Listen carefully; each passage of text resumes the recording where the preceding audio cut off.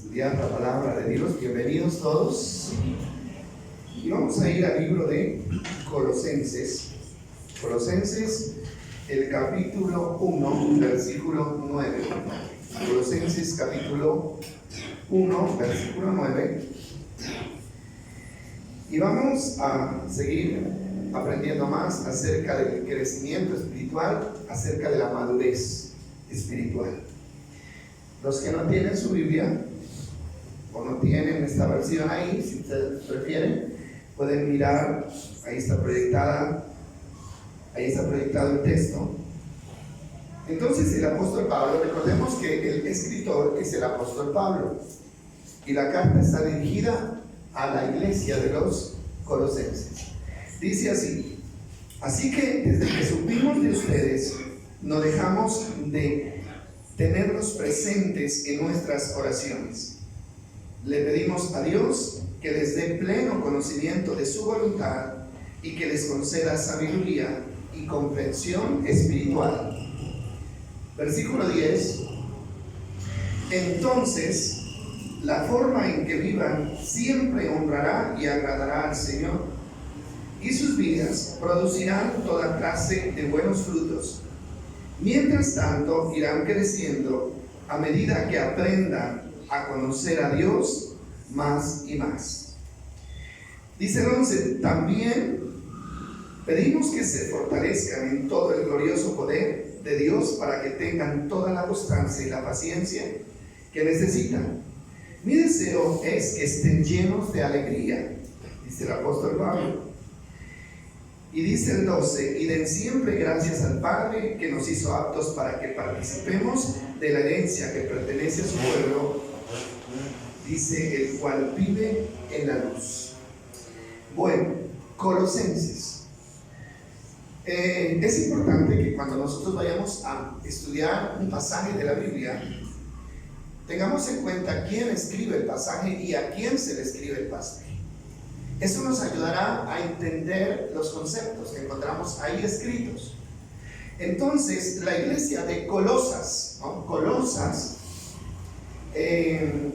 era el nombre de la región donde estaba ubicada esta iglesia. Por eso se llaman los colosenses. Esta congregación estaba ubicada al sureste de Asia Menor. Esta era la ubicación geográfica, sureste de Asia Menor.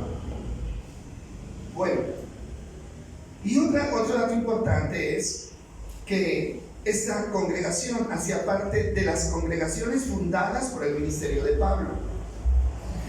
En ese mismo grupo se encuentra la iglesia de Éfeso, la iglesia de Gálatas, la iglesia de Colosenses, la iglesia de Filipenses, en el mismo grupo, porque estas iglesias todas estaban ubicadas geográficamente en este mismo sector de Asia Menor.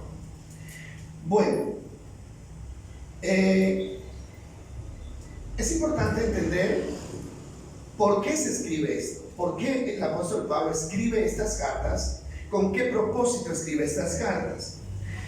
Entonces, por esta época, todas las congregaciones estaban siendo amenazadas por falsas enseñanzas. La creencia de la iglesia en este momento llegó a ser una mezcla de doctrinas cristianas, tradiciones judías y filosofías paganas. A ver, nos estamos ubicando, ¿cierto? El porqué del apóstol Pablo escribe el propósito, ¿para qué? Ustedes al leer la Biblia van a encontrar conceptos que ni siquiera entienden. Por ejemplo, ahora vamos a leer Gálatas y ahí ustedes van a encontrar el apóstol Pablo está enojado, muy enojado, y él expresa su enojo usando algunos términos que para nosotros podrían ser fuertes. Entonces vamos a mirar lo que dice Gálatas 1, 6 al 9. Gálatas 1, 6 al 9.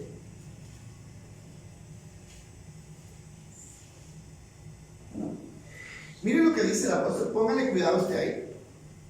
Dice así: estoy horrorizado. Es una carta escrita a una iglesia que él había fundado.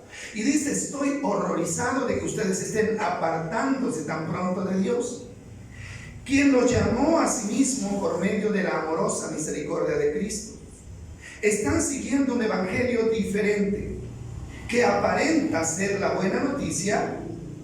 Y el versículo 7 que dice: pero no lo es.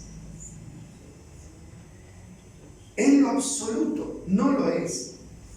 Están siendo engañados por los que a propósito distorsionan la verdad acerca de Cristo. Y miren lo que dice el versículo 8. Si alguien, ya sea nosotros o incluso a un ángel del cielo, les predica otra buena noticia diferente a la que nosotros les hemos predicado, que caiga la maldición de Dios sobre esa persona. Es fuerte esto, ¿cierto? ¿Le parece a usted? Es fuerte. Una maldición. Ahora, lo que estamos diciendo ahora, estas cartas tienen el propósito de contrarrestar ese engaño.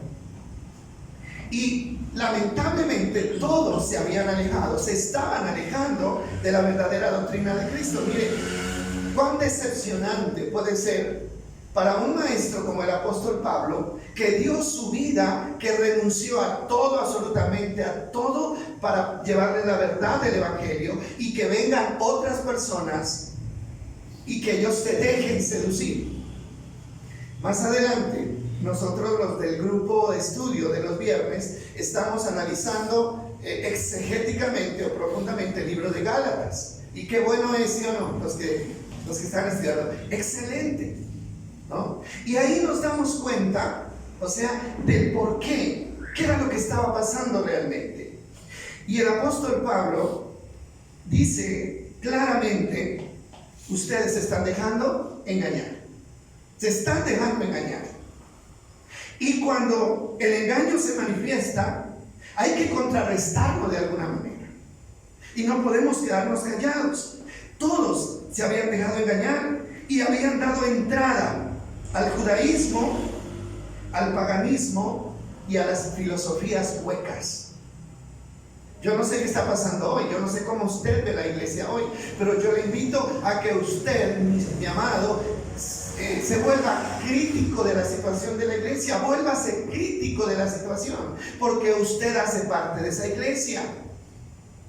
Pero a veces, hermanos, estamos tan confiados y tan conformes que vamos hacia donde la corriente nos lleva. Volvámonos críticos de lo que está pasando.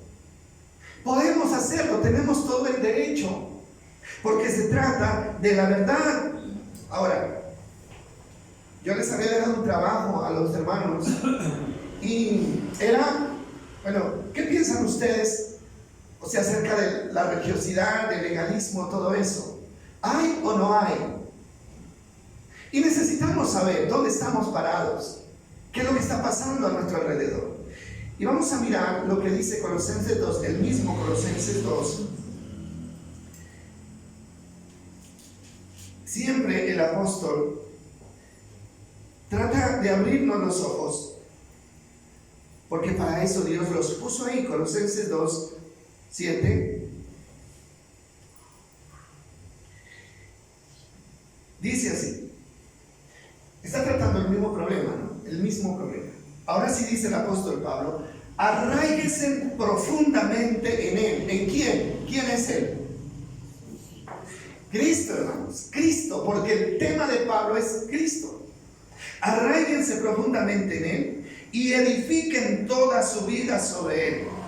Entonces la fe de ustedes se fortalecerá en la verdad que se les enseñó y rebosarán de gratitud. Miren lo que dice el 8. No permitan que nadie los atrape con filosofías huecas y disparates elocuentes que nacen del pensamiento humano y de los poderes espirituales de este mundo y no de Cristo. Quiero que leamos de nuevo este pasaje. Pónganle atención a lo que dice. No permitan, ese es un mensaje para usted y para mí, no permitan que nadie los que atrape con filosofías huecas y disparates elocuentes que nacen del pensamiento humano y de los poderes espirituales de este mundo y no de Cristo. Y miren lo que dice el siguiente versículo: pues en Cristo habita toda la plenitud de Dios en el cuerpo humano. En Cristo habita ¿quién? Dios en el cuerpo humano, en nuestro cuerpo, en nuestra vida. Esa es una gran noticia. Y dice el versículo 10: de modo que ustedes también están, ¿qué dice? Completos. Diga esa palabra. ¿Estamos qué? Completos. ¿Qué significa eso? ¿Qué significa que estamos completos? Que no hace falta nada más. Estamos, dice, de modo que también ustedes están completos mediante la unión con Cristo, quien es la cabeza de todo gobernante y de toda autoridad. Si usted está completo en Cristo, usted no necesita andar buscando nada más por ningún otro lado, ni poniendo atención a nada más. Ahora, el problema de la filosofía. Primero el versículo dice arraigados y edificados. ¿En quién? En Cristo. ¿Qué significa? Su fe tiene que estar primero sembrada en Cristo, arraigada en Cristo, que la tierra, ¿no es cierto?, en la que está sembrada su fe sea Cristo y nadie más. Pero no solamente arraigados, sino también que lo que nosotros somos, que lo que estamos construyendo también sea sobre la enseñanza de ¿quién? De Cristo. Usted está puesto en Cristo y está edificándose ¿en quién? En Cristo, y de esa manera usted llegará a ser como Cristo. No hay otra manera. De esa manera seremos como Cristo. Entonces, no permitirle a nadie que nos atrape. Volvamos al texto. No permita que nadie lo atrape. ¿Usted cómo se considera libre? ¿Usted se considera libre en cuanto a la fe de Cristo? ¿O siente que de alguna manera a usted lo atraparon y está enredado en un concepto que usted no entiende y que no le produce ningún tipo de comodidad? No permitan que nadie los atrape con filosofías. ¿Qué es una filosofía? ¿Ustedes saben qué es la filosofía? ¿Conocen el concepto de filosofía? Pues el diccionario dice que filosofía es el razonamiento y concepto que nace del pensamiento humano. Esa es una filosofía, razonamiento y concepto que nace del pensamiento humano. Los seres humanos tenemos la habilidad de pensar. Dios nos dio esa habilidad. Entonces los pensamientos se vuelven conceptos, y a veces esos pensamientos que se vuelven conceptos también se vuelven ¿qué? Doctrinas, como si fueran de Dios. Hermano, esto nosotros tenemos que tenerlo muy en claro, y siempre yo lo he dicho, tenemos que examinar nuestra fe. Tenemos que examinar nuestra práctica de fe y poder determinar lo que estoy viviendo, lo que estoy practicando, ¿es el mandamiento de Dios o es el concepto de alguien? Algo que se le ocurrió a alguien en el camino. Entonces, en este caso, cuando se trata del conocimiento de Dios, estos conceptos filosóficos humanos están influenciados por poderes espirituales. Miren lo que dice. Esos conceptos nacen del pensamiento humano y ¿de qué más? De los poderes espirituales de este mundo y no de Cristo. Ahora, no son solo conceptos humanos. Esos conceptos humanos están influenciados por el poder de Satanás, con el fin de ¿qué? De desviar la fe del creyente. Es que si fuera solo el concepto humano, no habría ningún riesgo. O bueno, habría un riesgo, pero no tan grave. Pero detrás de ese concepto humano está el poder del enemigo para tratar de engañar a los que no tienen conocimiento. Entonces, eso es lo que nosotros tenemos, en lo que tenemos que tener mucho cuidado. Estamos completos en Él, en lo que Él enseña, y no hace falta nada más. Es lo mismo que sucede hoy. Hoy sucede lo mismo que sucedía en ese tiempo, claro. Miren, ¿de dónde nace la religión? ¿Usted se ha preguntado de dónde nace la religión? O sea, ese concepto tan nocivo para la fe verdadera de Cristo, ¿de dónde nace? Nace de esta mezcla. La religión nace de esta mezcla. La religión es la mezcla de ¿qué? Algo de la doctrina de Cristo, algo de la ley mosaica del Antiguo Testamento y algo del concepto humano. Ahí está la religión. Examine la religión, cualquier tipo de religión, y se da cuenta que tiene los tres ingredientes. Toman el Antiguo Testamento, toman parte de la doctrina de Cristo, pero también le agregan parte del concepto humano.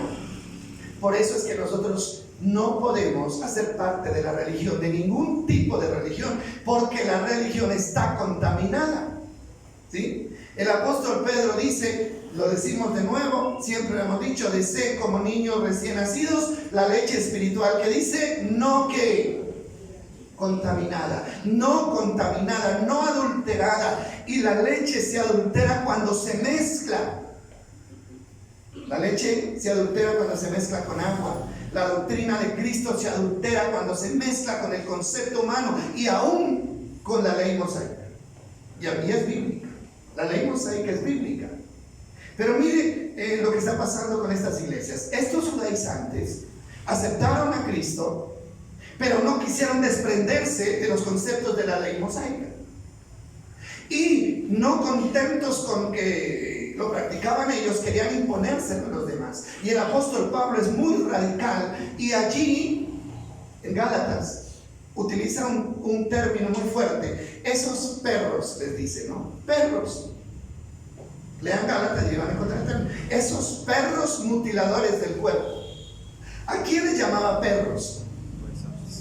A los judaizantes. ¿Y por qué le llamaban mutiladores del cuerpo? Porque ellos hacían énfasis en la circuncisión y decían, si no se circuncidan, que era quitar parte del cuerpo del hombre, ustedes no van a tener parte con Dios. Y él les decía, ¿por qué no se mutilan ellos? Más bien que se mutilen la lengua, para que no sigan engañando más. Mire, necesitamos, oiga bien, necesitamos que alguien se levante a contrarrestar el engaño, ese engaño sutil, ese engaño que está entrando allí como algo verdadero, pero que es venenoso, que es contaminante para la verdadera doctrina de Cristo. Pero no hay quien lo haga. No hay quien lo haga. Porque llegamos a un tiempo donde hay que respetar el concepto de los demás. ¿Sí? No hay que meterse con la enseñanza de los demás.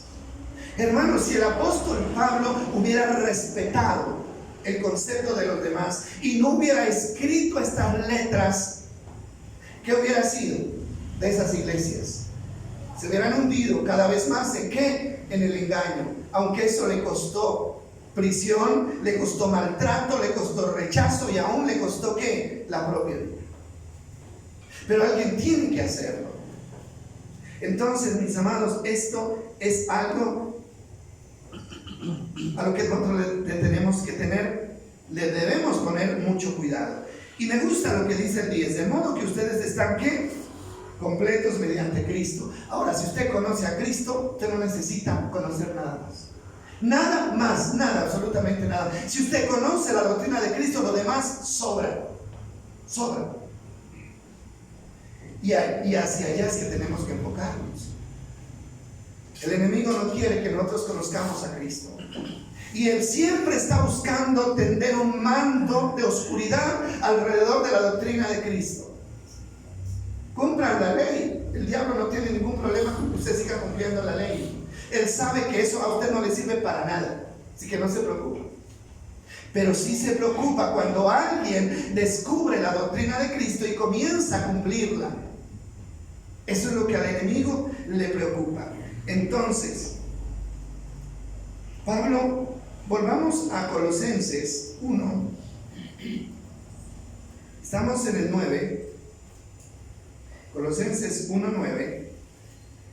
Qué bueno que podamos estudiar así, con la Biblia.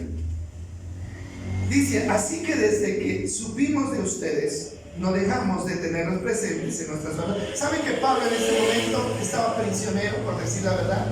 Él estaba en la cárcel y no había podido ir a esta iglesia personalmente. Por eso dice, yo supe de ustedes y no dejamos de tenerlos presentes en nuestras oraciones.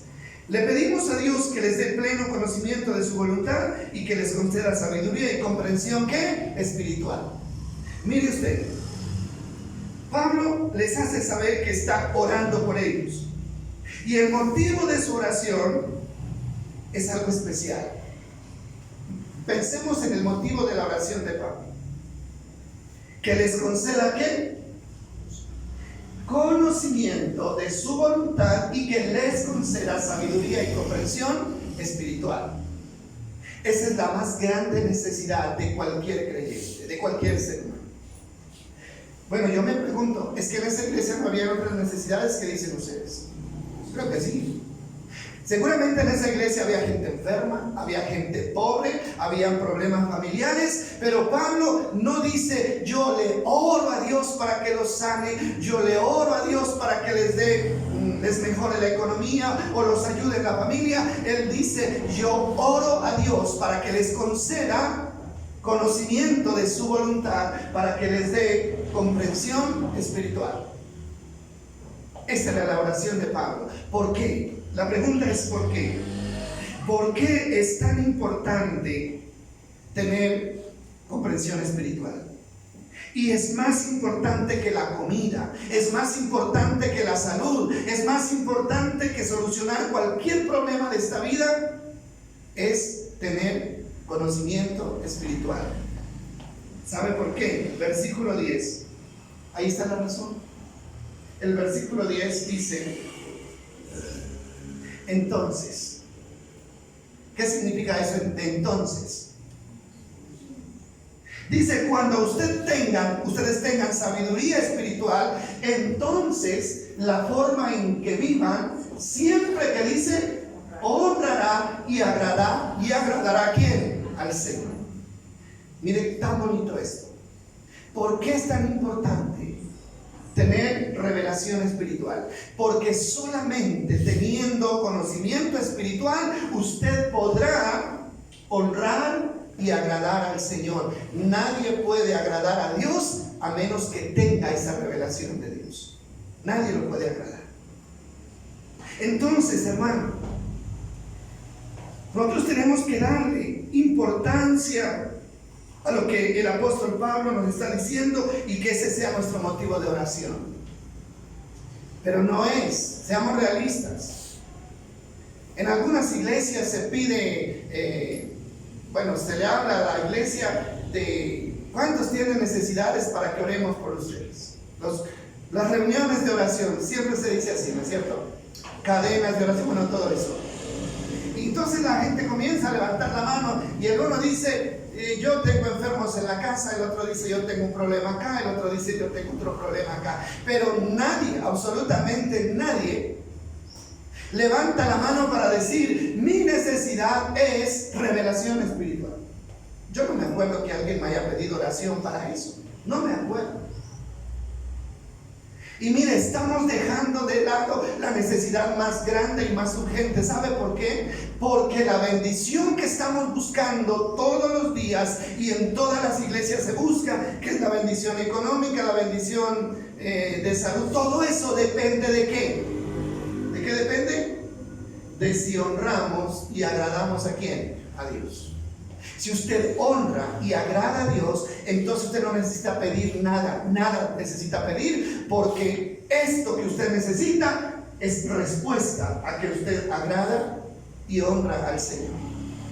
Por eso, si entendemos entonces por qué el apóstol coloca como prioridad pedir a Dios que se nos dé revelación espiritual. ¿Por qué tenemos que estar nosotros pidiendo y pidiendo todo lo que necesitamos? ¿Por qué? Porque nos hace falta. Porque vivimos faltos de esto, de esto, de esto, de esto.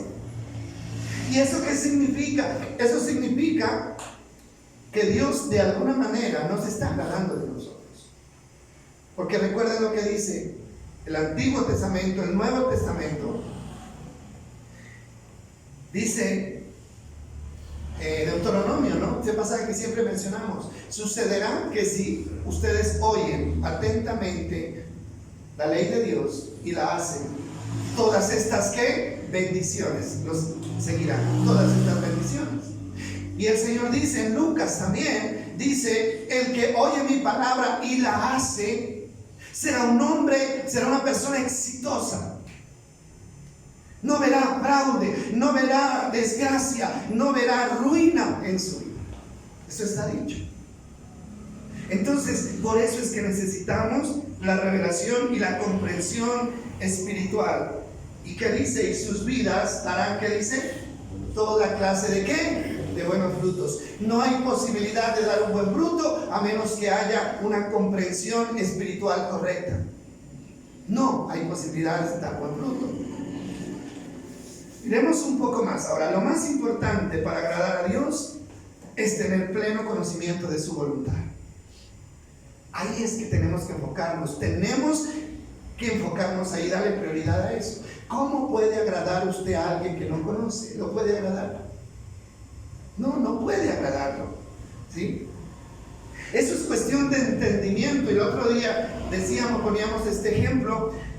Si usted quiere salir, usted va a invitar a comer a alguien a su casa y quiere quedar bien con esa persona, usted tiene que averiguar qué le gusta a esa persona, ¿cierto? ¿Cuál es el plato favorito de esa persona? Y después de saber qué es lo que esa persona le gusta, entonces usted lo prepara y da en el blanco, ¿sí? Pero si usted no sabe nada de la persona a la que usted invitó, de sus gustos en cuestión de la comida, puede resultar que usted le prepare un plato que él deteste. Pero ¿quién tiene el problema? ¿Quién es el del problema? El del problema es el que invita porque no se preocupa por conocer cuál es el deseo, cuál es la preferencia de esa persona. Hermano, tenemos que conocer qué es lo que Dios quiere de nosotros, y luego de conocer qué es lo que Él quiere de nosotros, tenemos que esforzarnos para agradarlo. Y ahí está el éxito, ahí está la bendición. Entonces, para agradar a Dios no es suficiente con la buena voluntad. No es suficiente. Yo sé que todos nosotros queremos agradar a Dios, ¿sí o no? Es nuestro deseo, por eso estamos aquí. Por eso vinimos, por eso aceptamos a Cristo. Tenemos la más firme intención de agradar a Dios. Pero para poder hacerlo hay que saber cuál es el deseo de Dios. ¿Qué es lo que Dios espera de mí? ¿Cómo puedo agradarlo? Hermano, y ahí es donde está el peligro. Ahí está el peligro. ¿Sabe por qué? Porque así como usted quiere agradar a Dios, hay un enemigo que quiere que usted desagrade a Dios, que usted vaya en contra de lo que Dios estableció. Hay un enemigo que se llama Satanás, y él está puesto para hacer que usted siempre trate de contrariar a Dios y haga al revés de lo que Dios ha dicho. ¿Sí? Mire lo que pasó con Adán y Eva. ¿Cómo logró Satanás introducir la maldición al mundo? ¿Cómo lo logró? Convenciendo a Eva y luego a Adán, ¿no?, de ir en contra de lo que Dios había establecido. ¿Recuerdan ustedes el diálogo de la serpiente y Eva? ¿Lo recuerdan? Bueno, Dios les ha dicho, ¿cierto que Dios les dijo que no pueden comer de los árboles del huerto? ¿Y Eva qué le contesta? No, de los árboles del huerto podemos comer. No podemos comer es del que está en medio del huerto. Ella tenía clara ¿qué? La prohibición. ¿Pero por qué? Porque Dios dijo que el día que comamos de ese árbol vamos a morir. Entonces viene ¿qué? La sutilidad y el engaño. No, un momento. Eso no es verdad, le dijo la serpiente a Eva. Es que Dios sabe que el día que ustedes coman de ese árbol van a ser igual a Dios, conociendo el bien y el mal. Y a ella le sonó la idea. Y tomó del fruto, comió y se lo dio a su marido. Ahora, ¿qué logró Satanás con esa acción? Sencilla, rápida. Logró traer la muerte al mundo entero. La maldición del infierno quedó establecida para ellos y para toda la humanidad. Mire lo trágico. Solamente ¿por qué?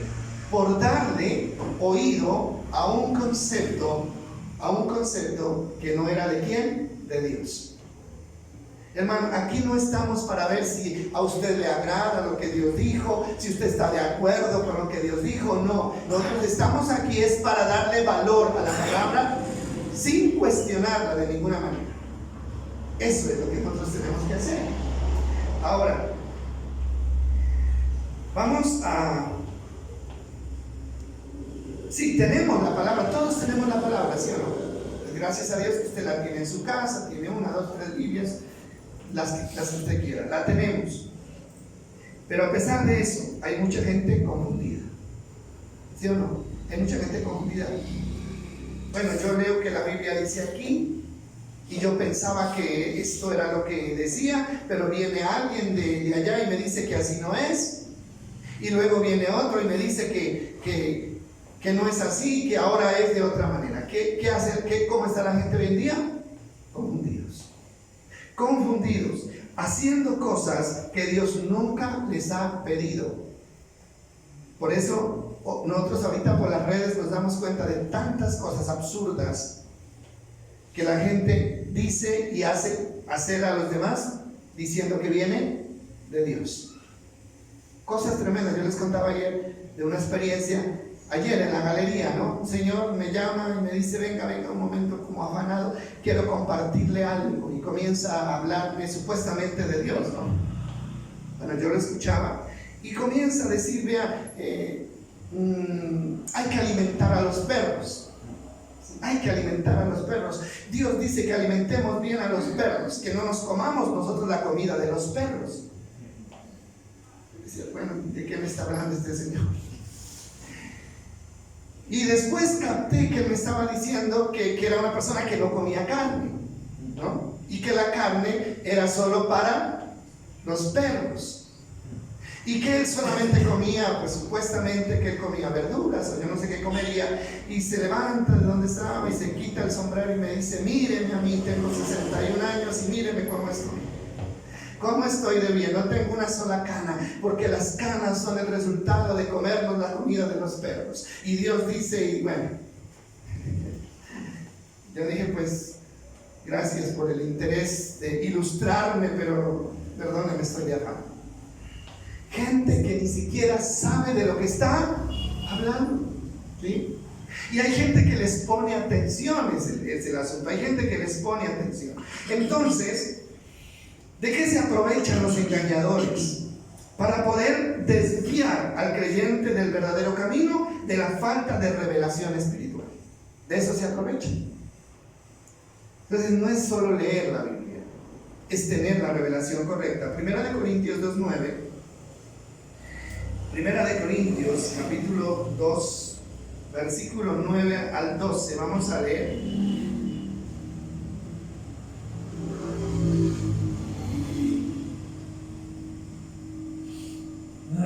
Miren lo que dice el apóstol Pablo. Bueno, este texto se lo recomiendo leerlo bien en la casa.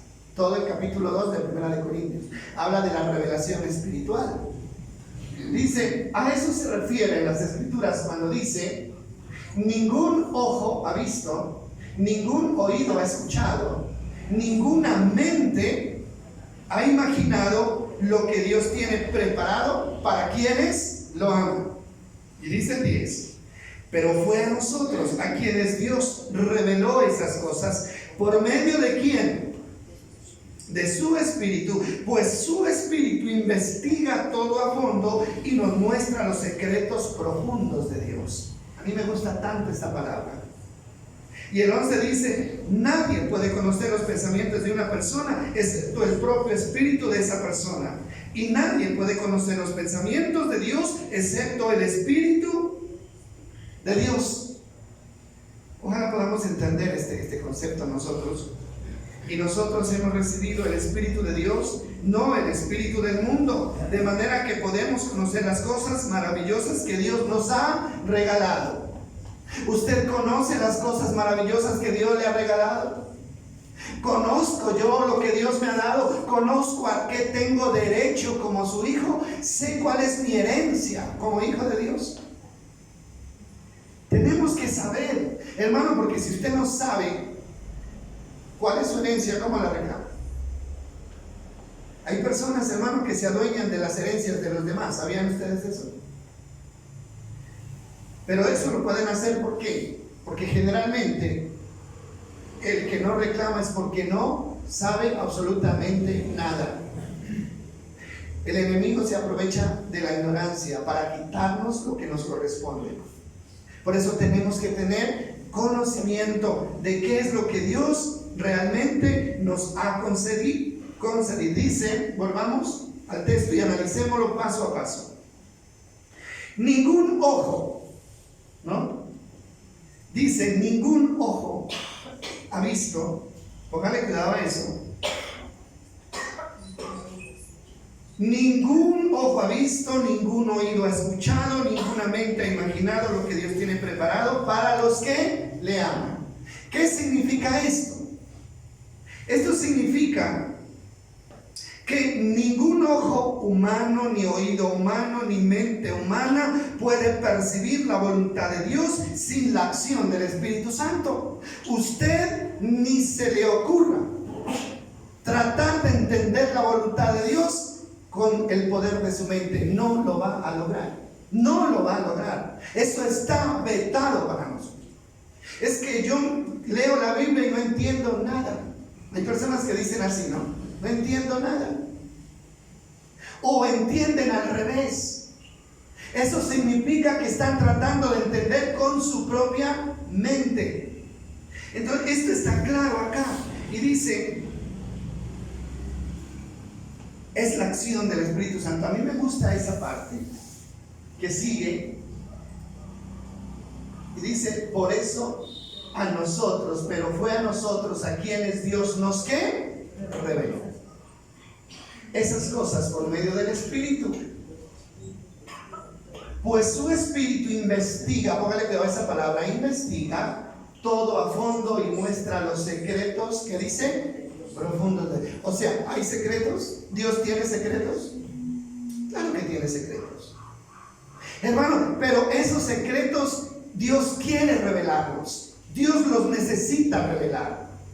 ¿Qué significa la palabra revelar? Para usted, ¿qué es revelar? Dar a conocer. Descubrir, dar a conocer. La palabra revelar en el griego significa correr el velo, correr la cortina y dejar ver lo que hay detrás de la cortina. La mente humana solamente puede percibir lo humano, lo que está allí al frente, pero el Espíritu es el que corre la cortina y nos permite entender lo profundo y lo secreto de Dios. Ve usted, esto es bonito, esto es grandioso, es interesante, pero tiene un precio. ¿Y cuál es el precio? Tenemos que dejarnos guiar por el Espíritu de Dios. La mayoría de los seres humanos están tratando de entender la Biblia con su inteligencia humana. Eso es lo que está haciendo la mayoría de las personas. Por eso hay tanta enseñanza absurda. ¿Por qué? Porque la Biblia es un libro al que cualquiera tiene acceso. Y todos tenemos mente y todos podemos llegar a conclusiones. Pero no todas las conclusiones son conclusiones verdaderas, porque se hace. Dice, el Espíritu, pues su Espíritu investiga. Bueno, ¿quién es el que investiga aquí? ¿Yo o el Espíritu? Yo no soy. Y a veces pensamos que somos nosotros, ¿cierto? Entonces yo cojo la Biblia y me pongo a investigar. No, yo no puedo investigar. Yo no tengo la capacidad de investigar. El que investiga los secretos de Dios a fondo, ¿quién es? Es el Espíritu. ¿Y luego qué hace el Espíritu? Después de investigar, ¿qué hace? Lo revela, lo transmite. ¿A quiénes? A los que están guiados por el Espíritu de Dios. Mire este proceso tan bonito. Por eso mucha gente se equivoca cuando dice, es que yo entiendo que Dios quiere decir esto, es que a mí me parece que lo que la Biblia dice es esto y esto. Qué peligro, hermano, porque cuando a usted le digan yo entiendo, a mí me parece, yo creo, y se está dejando de lado al Espíritu Santo, hermano, hay un gran riesgo de ser engañados o de estar engañados. ¿Qué sería lo correcto? Esto es lo que el Espíritu Santo, ¿qué? Me ha mostrado. Esto es lo que el Espíritu Santo me está revelando. Los científicos, que ahí habla de la capacidad de la mente humana, los científicos pueden descubrir cosas que ayuden a la parte humana. O sea, la ciencia humana, ¿no? La ciencia humana. Dios dotó a los seres de poder, de ciencia, de capacidad de pensar. Hermano, y hay científicos que pueden descubrir cosas que ayuden a la parte humana. Y de hecho, lo hacen. De ahí nace la necesidad de decir. Sí. Ahora, eso es verdad.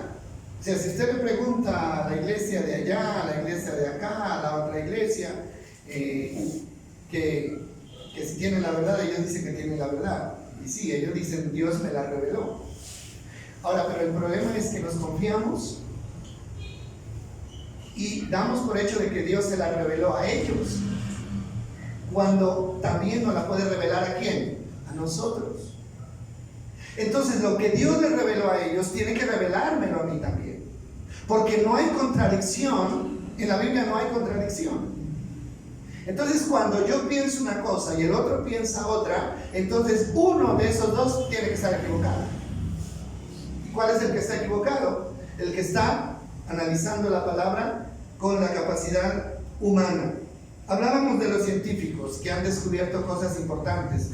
Por ejemplo, científicos como Elkin Patarroyo, lo conocen ustedes, han oído hablar de él, ¿no? Descubre la vacuna para la malaria, creo, y salva millones de vidas en el mundo. ¿Es bueno o es malo? Es bueno, es bueno. Thomas Edison descubre que la energía, ¿no? La luz eléctrica, ¿ha bendecido al mundo la luz eléctrica? Claro que sí. Y no podemos decir que satanizar ese tipo, esa capacidad, ¿no? de ciencia, no la podemos satanizar. Pero hay que tener en cuenta una cosa. Ellos, los científicos, todos los que han descubierto cosas, han bendecido al mundo en la parte humana, ¿sí? Han bendecido al mundo en la parte humana, pero ninguno de esos científicos ha podido descubrir algo que ayude al alma, al espíritu. No puede. ¿Por qué? ¿Por qué? Porque con malaria o sin malaria las personas se mueren tarde o temprano. Con energía o sin energía la gente se va a morir tarde o temprano. Solamente con esa capacidad pueden bendecir al mundo limitadamente para este mundo. Pero la revelación de Dios es algo que nos bendice no solo para este mundo, sino para la eternidad. Y esa sabiduría no la encontramos en ningún científico del mundo. Esa sabiduría y esa revelación está en ¿quién? En el Espíritu Santo, que investiga a fondo y nos muestra los secretos. ¿Por qué el Espíritu es el único que conoce la voluntad de Dios? ¿Sabe por qué? Porque el Espíritu es Dios. El Espíritu salió de Dios. Él puede ir a Dios. Por eso está el ejemplo, ¿no? El ejemplo dice que el único que conoce los pensamientos de nosotros somos nosotros mismos, ¿cierto? El único que conoce qué es lo que pienso y qué es lo que siento soy yo. Lo mismo, el único que conoce la voluntad de Dios es el Espíritu que salió del mismo Dios. Entonces yo tengo que aferrarme al Espíritu Santo, tengo que tenerlo como mi maestro, tengo que darle lugar a Él allí a mi lado cuando yo estudio, cuando yo leo la palabra de Dios. Bueno, entonces tenemos que tener claro que sin el Espíritu Santo estamos en tinieblas, así tengamos 20 Biblias. Así estemos la Biblia, tengamos la casa llena de Biblias. Sin la luz del Espíritu Santo estamos ¿qué? En tinieblas. En tinieblas. Porque Él es el que nos revela. Bueno, en el tiempo de Jesús había rabinos judíos que eran los reconocidos sabios, ¿no? Eran los respetados, los intelectuales, eran los grandes. también habían filósofos griegos. Por eso el apóstol dice, ni ley mosaica, ni filosofías griegas que son huecas, que no tienen ningún contenido. Y esas personas jamás aceptaron a Cristo, nunca. Los rabinos judíos aceptaron a Cristo, no, lo crucificaron. Los filósofos griegos aceptaron a Cristo, tampoco lo aceptaron. ¿Quiénes lo aceptaron? Lo aceptaron los humildes, los que fueron receptivos al Espíritu Santo. Ahora, el apóstol Pablo, miren lo que el apóstol Pablo, era uno de los grandes, de los rabinos, de los maestros de la ley. Ustedes saben eso, ¿cierto? Pero cuando conoce a Cristo, ¿qué dice? ¿O qué hace con todo ese conocimiento que había adquirido y esa fama de intelectual? ¿Qué hace con todo eso? Dice que lo toma y lo echa a la basura. A la basura. Dice, todo lo que yo adquirí con mi mente humana, con mi capacidad humana, ahora es basura. Porque conocí a ¿quién? A Cristo. Y todo lo dejé de lado porque ahora tengo la luz de Cristo. Tenemos que hacernos como niños. Y Lucas, hay un pasaje en Lucas 10:21.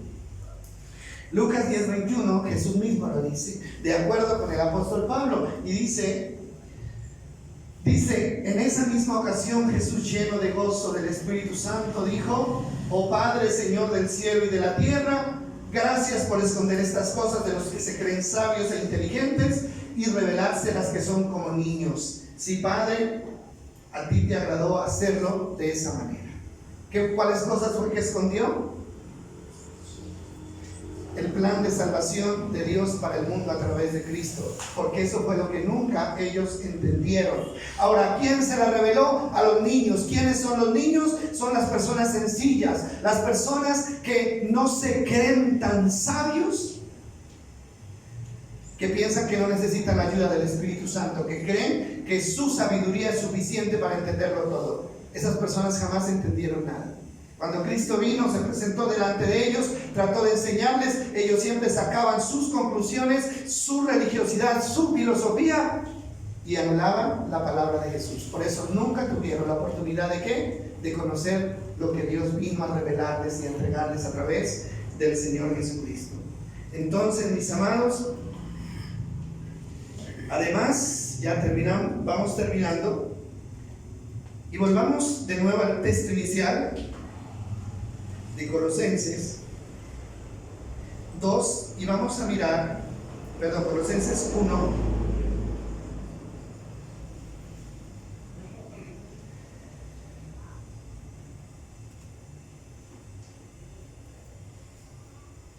cerramos retomando este texto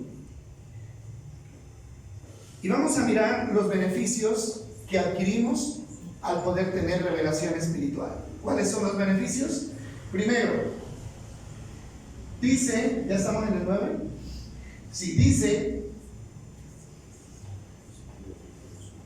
siguiente versículo, por favor.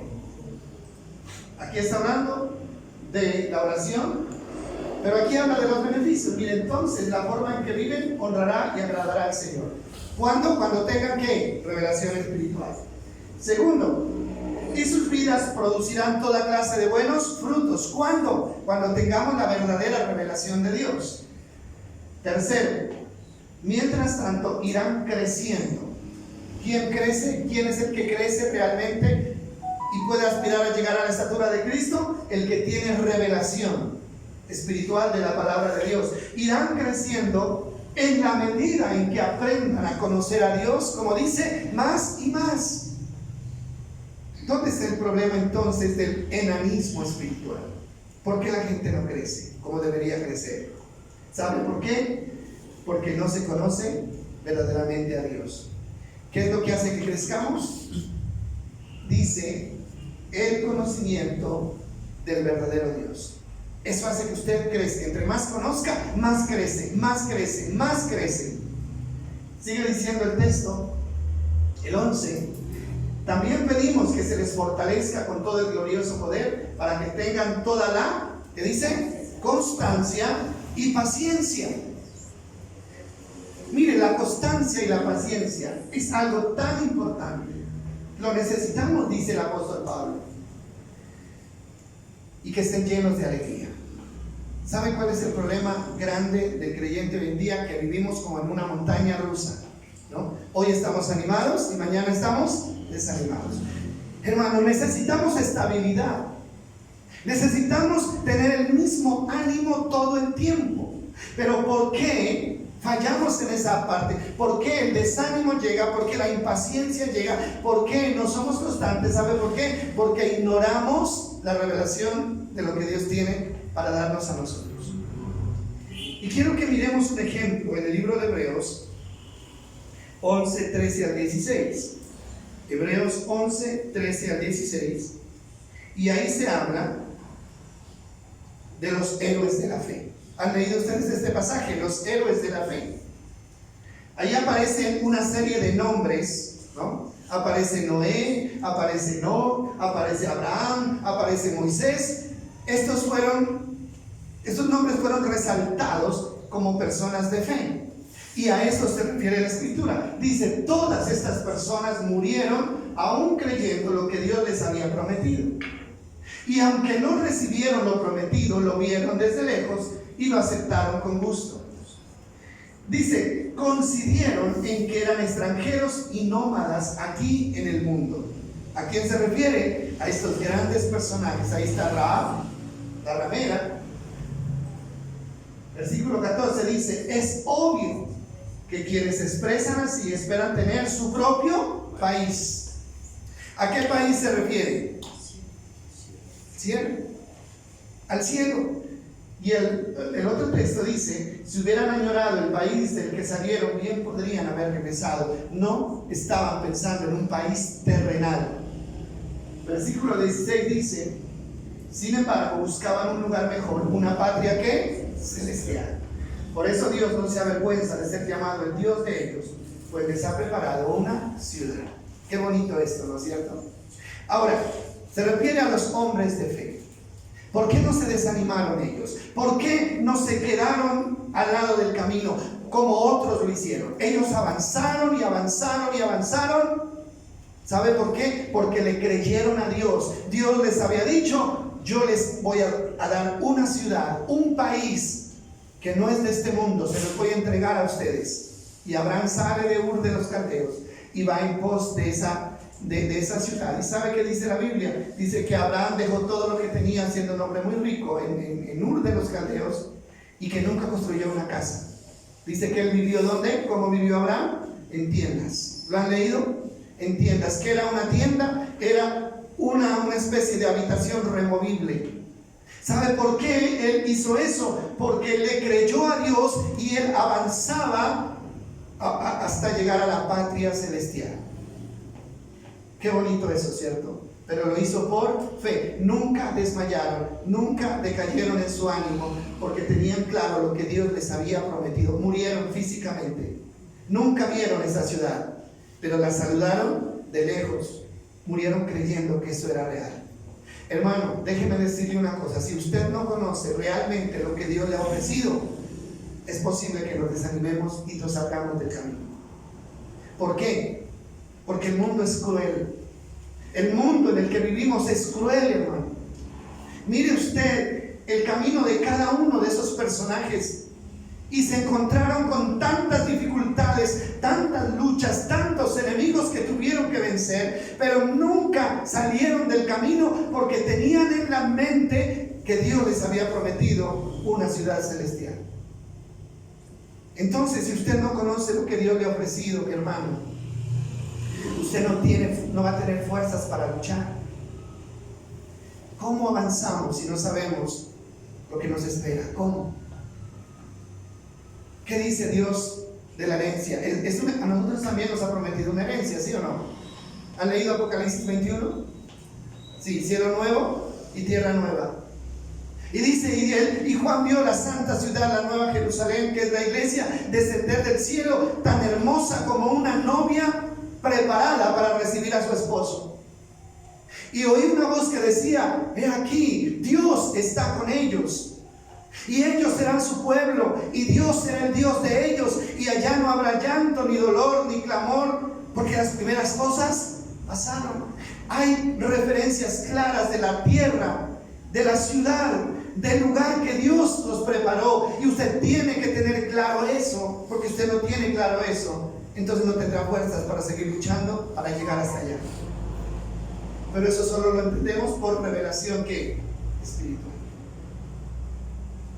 Hoy en día deberíamos nosotros querer que Cristo venga ya. ¿Usted no quiere que Cristo venga ya? Yo sí quiero, de verdad. Usted debería querer. ¿Por qué hay gente que no quiere que Cristo venga?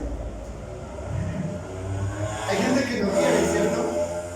No, que se demore un poquito más, dice.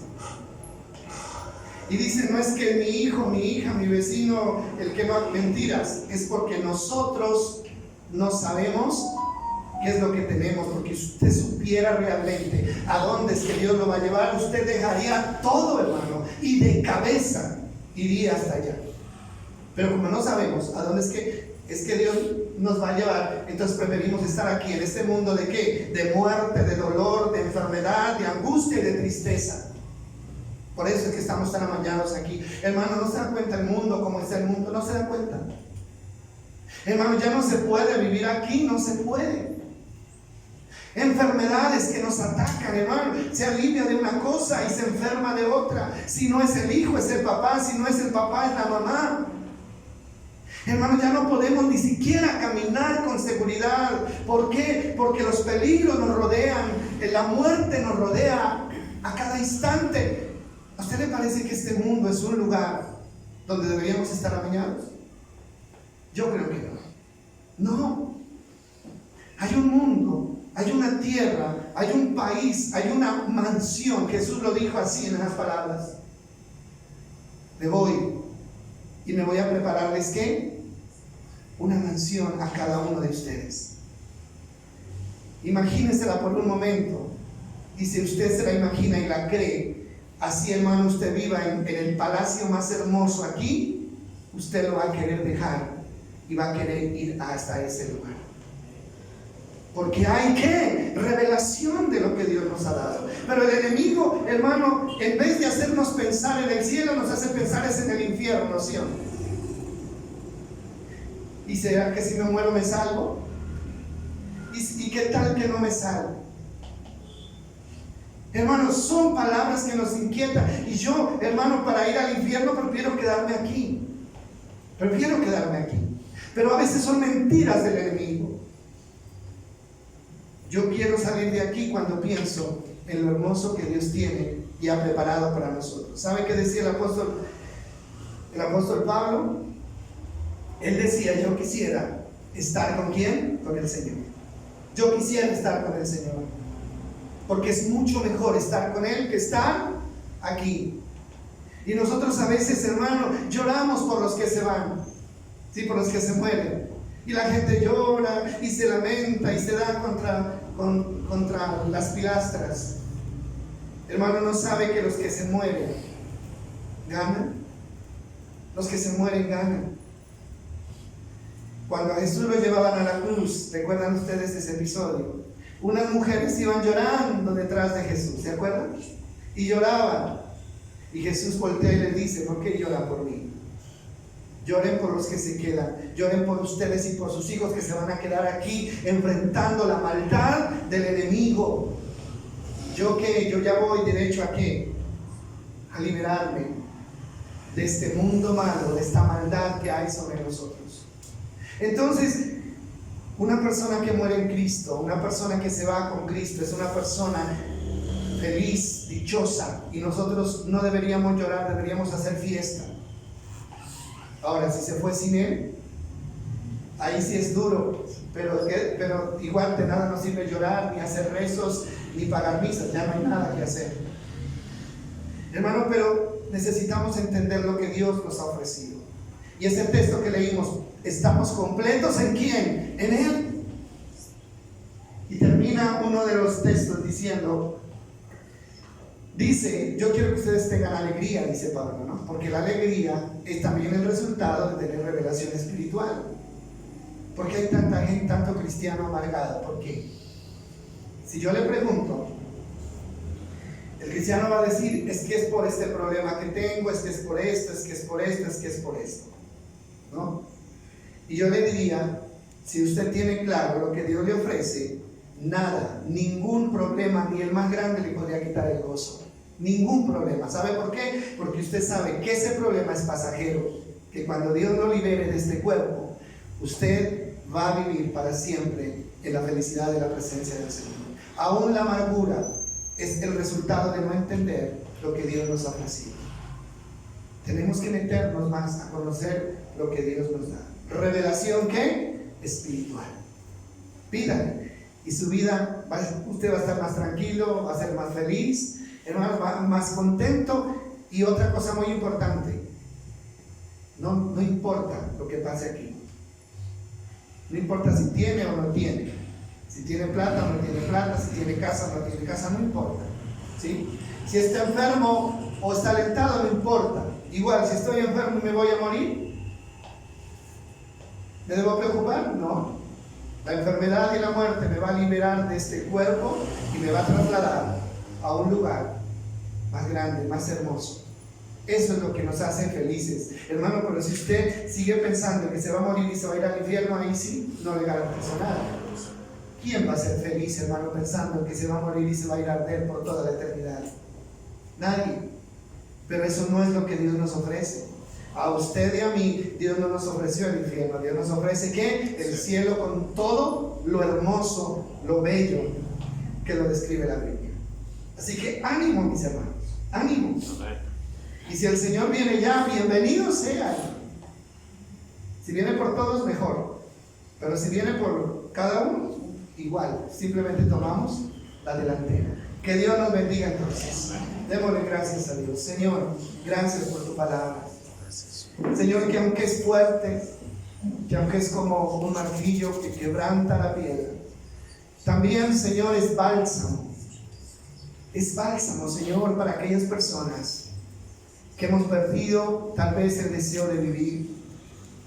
Bálsamo para aquellas personas que estamos luchando, Señor, contra tanta dificultad, así como lo hicieron los discípulos en su tiempo. Es una esperanza, Señor, de liberación de este cuerpo que nos tiene atrapados aquí en un mundo, Señor, que cada día se vuelve más malo y más peligroso. Tu venida, Señor, es lo que anhelamos. Tu venida es lo que deseamos, bendito Dios. Y así como Juan clamaba y declaraba, ven, Señor Jesús, porque entendía lo que representaba ese cambio. Nosotros queremos, Dios, fortalecernos en esa esperanza de que somos peregrinos aquí, de que somos pasajeros en este mundo, que nuestra morada, que nuestra ciudadanía está contigo, Señor, a tu lado. Tú como nuestro Dios sanador, consolador y ayudador. Queremos, Señor, que nunca nada desvanezca en nuestra mente, Señor, esta verdad. Porque queremos seguir firmes, avanzando cada día hasta poder encontrarnos contigo, Señor, como es tu promesa. Bendiga a mis hermanos, Dios. Bendígalos, Dios. Que esa esperanza, Señor, esté presente en cada uno de sus momentos. Los momentos que sean que tengan que enfrentar, Señor. Gracias, Señor, por animarnos de esta manera tan hermosa y tan maravillosa. Nos ponemos en tus manos, en el nombre de Jesús. Amén y amén.